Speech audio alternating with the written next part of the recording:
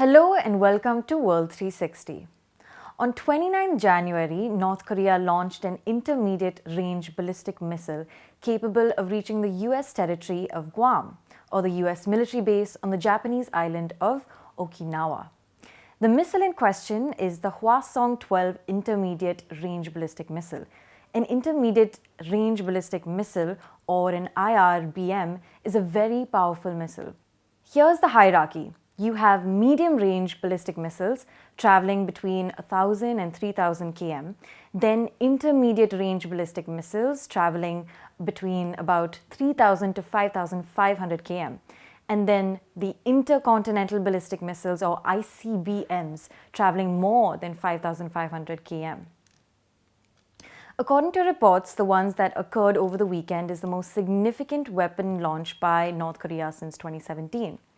A day after the test, the Biden administration responded by making a direct appeal to North Korea to join direct talks with no preconditions about its nuclear and missile programs.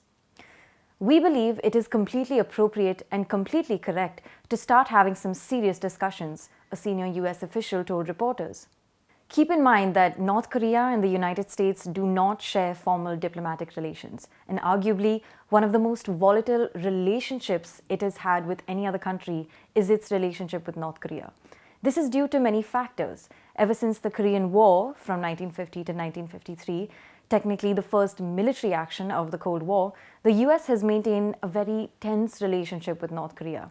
If you recall, the Soviets backed the North while the Americans backed the South. Since then, what we've seen is periods of reconciliation and periods of hostility between North Korea and the US. However, the recent test was the North's seventh show of force in the month of January alone, and some claim authoritarian leader Kim Jong-un is sending a worrisome message.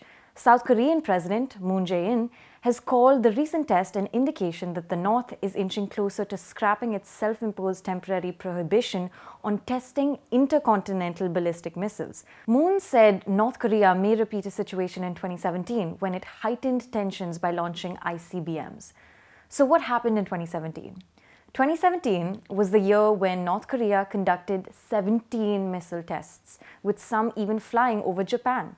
In April that year, the then US President Donald Trump and Chinese President Xi Jinping met and agreed to cooperate more closely on achieving denuclearization of North Korea. In June 2017, the US began imposing sanctions on individuals and entities linked to North Korea's nuclear and missile programs. It also stepped up dialogue with South Korea.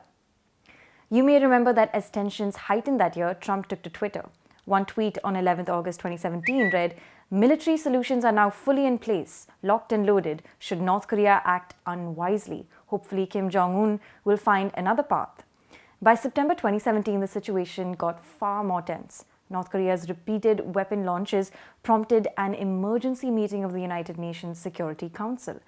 At that meeting, then US Ambassador Nikki Haley warned that her country will take military action against North Korea if necessary.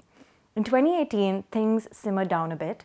A telephone hotline was established between Moon and Kim Jong-un for the first time. Chinese President Xi Jinping played an important role in bringing North Korea to the table to discuss nuclearization as well.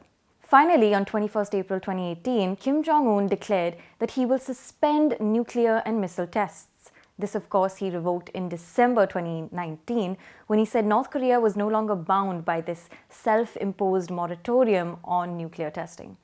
Ever since then, it's been a wait-and-watch approach. North Korea's recent actions appear to put further pressure on the Biden administration to win sanction relief or international recognition as a legitimate nuclear state. The good news so far is that the tests are IRBMs, or intermediate-range missiles, but the bad news is that it's IRBMs for now. You may remember that in December last year, South and North Korea, China and the US agreed in principle to declare a formal end to the Korean War, almost 70 years after the conflict ended in a fragile truce. This is going to help us start negotiations for denuclearization and peace on the Korean peninsula, Moon had said. But if recent developments are any indication, it's going to take more than just a peace declaration to bring peace in the region. Thank you for watching. This is Pia Krishnankutty for ThePrint. Do subscribe to ThePrint and follow us on social media.